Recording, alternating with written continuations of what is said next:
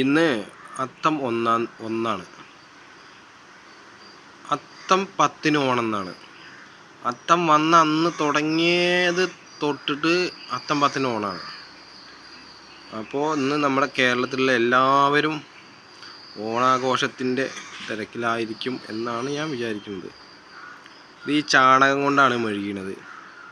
പിന്നെ അതിൽ അല്ലറ ചില്ലറ പൂക്കളൊക്കെ ഇവിടെ ഈ വീടിൻ്റെ ഉമ്മറത്തുള്ള പൂക്കളും തന്നെയാണ് ഇതൊക്കെ ഉണ്ടാക്കിയത്.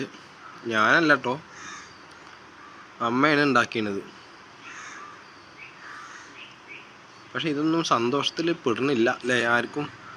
അതുകൊണ്ട് ഉത്സാഹമില്ല ആർക്കും. ഓണമായാലും വിഷു ആയാലും സംക്രാന്തി ആയാലും. സുഹൃത്തുക്കളെ, ഞാനിന്ന് ഇപ്പം കൃഷിയാണുള്ളത്. അപ്പോൾ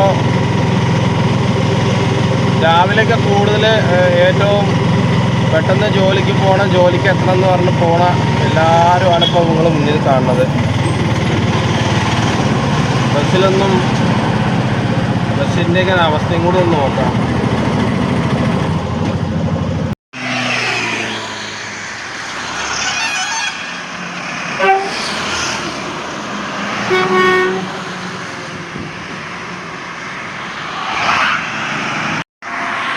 രാവിലെ എല്ലാവരും ഭയങ്കര സ്പീഡിലാണ് പോണത്. ശരിക്ക് എന്താ വെച്ച് കഴിഞ്ഞാൽ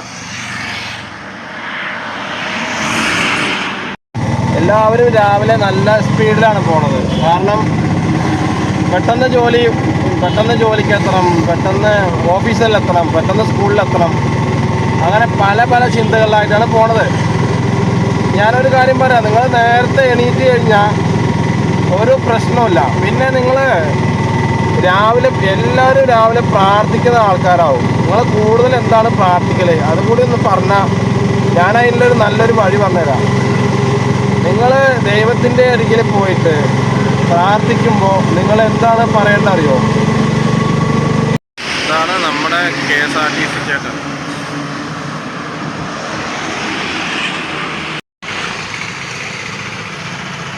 ഈ ബസ്സിൻ്റെ KSRTCയുടെ പിന്നാലെ ഒരു ബസ്സും വരുന്നുണ്ടാവും. സുഹൃത്തുക്കളെ, നമസ്കാരമുണ്ട്. അപ്പോൾ ഇന്ന് ഞാൻ പോയിക്കൊണ്ടിരിക്കുന്ന റോഡ് ഏതാ അറിയോ? നമ്മുടെ മണ്ണാർക്കാടിലെ പോത്തോഴിക്കാവ് റോഡാണ്. നിങ്ങൾ ലൈൻ ട്രാഫിക് ധരിച്ചിട്ട് വാഹനം ഓടിക്കരുത്. കൃത്യമായിട്ട് ഒരു അകലം പാലിച്ച് പോവുക, ഡിസ്റ്റൻസ് വെച്ച് കീപ്പ് ചെയ്ത് പോവുക. അപ്പോൾ ഞാനിന്ന് പറയാൻ പോകണമെന്നറിയോ, ഇന്ന് എൻ്റെ വണ്ടിയിൽ ഒരു ലോട്ടറിക്കാരൻ കയറിയിട്ടു. ലോട്ടറി ഏജൻ്റായിരുന്നു അയാൾ. അപ്പോൾ അയാൾ എവിടെയാണ് എന്താണ് ഏട്ടാ കാണാറില്ല എന്നൊക്കെ ചോദിച്ചപ്പോൾ പറയാണ്, എന്താ പഴയ മാതിരി ഒരു ഉഷാറില്ല, പഴയ മാതിരി ഒരു താല്പര്യമില്ല. അപ്പോൾ എന്താ പ്രശ്നം എന്ന് ചോദിച്ചപ്പോൾ ആർക്കും പ്രൈസ് കൂടെ അടിക്കുന്നില്ല. അയാൾ സർക്കാരിനെ കുറ്റം പറഞ്ഞേക്കെ, സർക്കാരാണല്ലോ ഈ ടിക്കറ്റുകളൊക്കെ അച്ചടിച്ച് ഇറക്കുന്നത്. അപ്പോൾ അയാൾ ഒരു ദിവസം 50 ടിക്കറ്റ് ആദ്യം വിറ്റിരുന്നു അത്രേ. പിന്നെ അതിൽ പ്രൈസുകളൊന്നും വീഴാണ്ട് ചെയ്യുന്നത്. അവസാനം ഇയാളെ കയ്യിൽ നിന്ന് തന്നെ കാശ് ഇറങ്ങാൻ തുടങ്ങിയപ്പോൾ മൂപ്പര് ആ പണി നിർത്തിയത്. ശരിക്കും സർക്കാരിനെ വിശ്വസിച്ചിട്ടല്ലേ അയാൾ ടിക്കറ്റുകൾ ഏജൻറ്റിൻ്റെ രൂപത്തിലെടുക്കാൻ തുടങ്ങിയത്. എന്നിട്ടിപ്പോൾ സർക്കാരിനെ പറ്റിക്കുക പറഞ്ഞാൽ ശരിക്കും അതൊക്കെ വലിയൊരു പാളിച്ചന്. എന്നിട്ടും ഇതെന്നെ ടിക്കറ്റ് എടുക്കുക. ഞാൻ ടിക്കറ്റിൻ്റെ കാര്യമല്ല കേട്ടോ പറയുന്നത്. ശരിക്കും ഞാൻ സർക്കാരിനെ വിമർശിക്കാൻ ഞാൻ ആരുമില്ല. പക്ഷേ നിങ്ങളെ വിശ്വസിച്ചിട്ട് ഞാൻ സർക്കാരിനെ വിശ്വസിച്ചാണ് ചെയ്യുന്നത്. ആ വിശ്വാസം കൂടി അറിയാൻ കഴിഞ്ഞാൽ പിന്നെ നമ്മൾ ജീവിക്കുന്നതിൽ എന്താ അർത്ഥമുള്ളത്? ഒരു മേഖലയിൽ ഒരു സ്ഥാനക്കയറ്റമില്ല. ഇതിലെ ഏതാ പൈസ ഇംഗ്ലീഷോ? ഇംഗ്ലീഷ് എന്തൊക്കെ പഠിച്ചല്ലോ ഇംഗ്ലീഷ്? പരീക്ഷയാണ്. ആ പാട്ട് പാടാൻ പറയോ? പിന്നെന്താ പറയാ, എഴുതാവൂലേ? അപ്പൊ ഈ എന്തൊക്കെ എഴുതുക?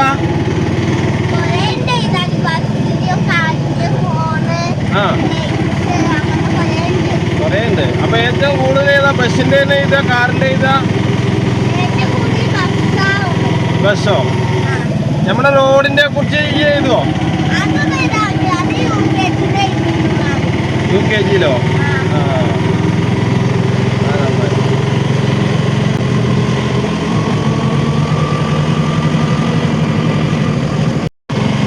അപ്പോ ലോട്ടറിക്കാരന്റെ കഥ ഞാൻ പറഞ്ഞിട്ടില്ലല്ലോ, തീർക്കാം. അപ്പോ മൂപ്പര് 50 ടിക്കറ്റിന് പിന്നെ ഒരു 50 ടിക്കറ്റിന് ഒരു 5000 റുപ്യ വെച്ച് അടിച്ചാലും എൻ്റെ കയ്യിൽ നിന്ന് എടുക്കുന്ന ആൾക്കാർ എന്നെ തന്നെ എടുക്കുള്ളൂ എന്ന്. ഇതിപ്പോൾ അതും എടുക്കണില്ല എന്നാണ് പറയണത്. അപ്പോൾ അയാളെ കയ്യിൽ നിന്ന് കാശ് ഇറങ്ങാൻ തുടങ്ങിയപ്പോൾ മൂപ്പര് ആ ബിസിനസ് നിർത്തിയെന്നാണ്.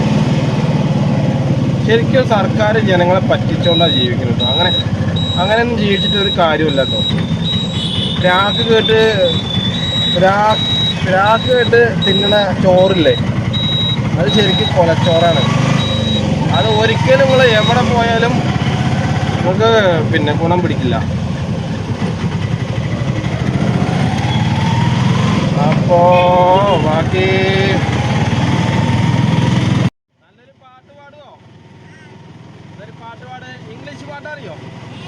ഇംഗ്ലീഷ് പാട്ടറിയോ? ഏത് പാട്ടാ പാടുക? ആ പാട്. ഓണപ്പാട്ട് അറിയോ? ഓണപ്പാട്ട്. ആ നാറിയിലൊരു പാട്ട് പാട്. ആ ഉറക്കപ്പാട്.